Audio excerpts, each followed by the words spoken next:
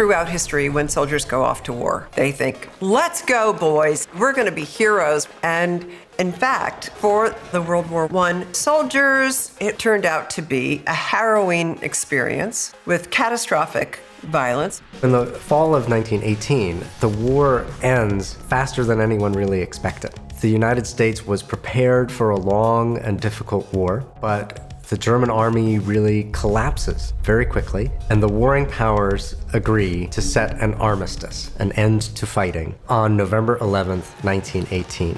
Even though soldiers had not been gone from the United States for a very long time, they return to a country that has changed. The transition from war to peace is always difficult. World War I, the soldiers come home, there's maybe a parade on their arrival, but it's nothing like what sent them off. They come home and they're looking for work, and it's not just sitting there waiting for them.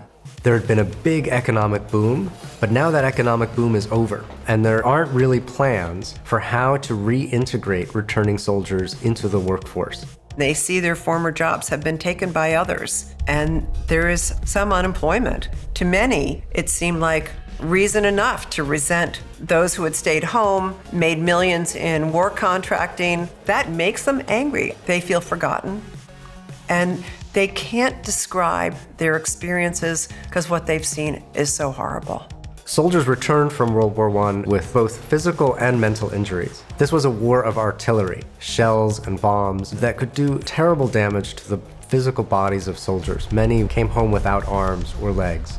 The war also exposed many soldiers to chemical weapons that injured their nervous systems and their lungs. There were also psychological wounds. Being in battle, being surrounded by artillery shells for days, weeks at a time, could have enormous impact on them.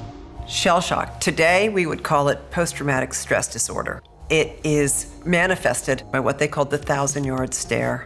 It's the soldiers staring out into the distance, oblivious really to what else is going on. Originally, it could have been seen as a sign of weakness. What's wrong with him? He has no wounds. But the wounds were the deepest, where they'll never be seen.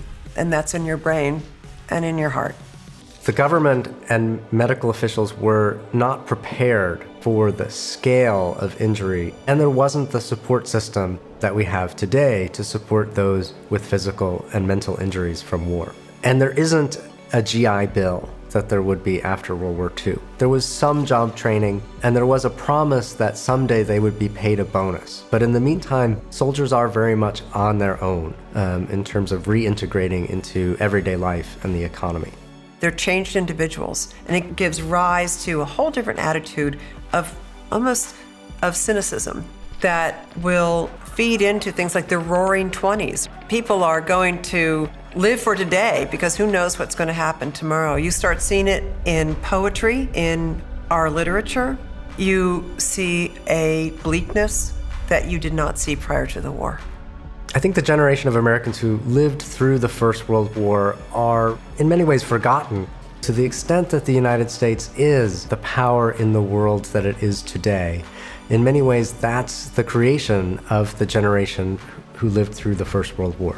They are the forgotten participants in a transformative event that turned the 20th century into the American century. It changed our arts, it changed our social structure, it initiated changes in civil rights and the role of women. This was enormous change.